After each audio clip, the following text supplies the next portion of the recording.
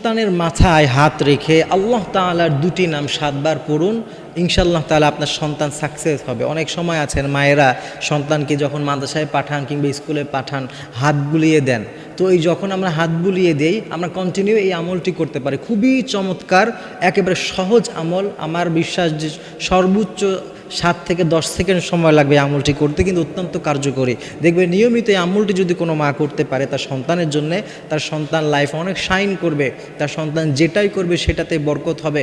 কারো যদি ব্রেইন কম থাকে তার মেধা বৃদ্ধি পাবে, ব্রেইন বৃদ্ধি পাবে, মুখস্থ শক্তি বৃদ্ধি পাবে, সব রকমের বালা মুসিবত থেকে আল্লাহ তাআলা সেই সন্তানকে হেফাজত করবে। সেটি হচ্ছে মা এবং বোনেরা তাদের সন্তানকে মাথায় হাত বুলিয়ে দিয়ে আল্লাহ দুটি নাম পড়বে, বলবে যে ইয়া আল্লাহু ইয়া বাররু। এতটুকুই আমল, ইয়া আল্লাহু ইয়া বাররু, এটা বলে সন্তানের মাথায় আমরা হাত বুলিয়ে দেব। যখনই সময় পাই কন্টিনিউ আমরা প্রতিদিন এই আমলটি নিয়মিত করতে থাকবো।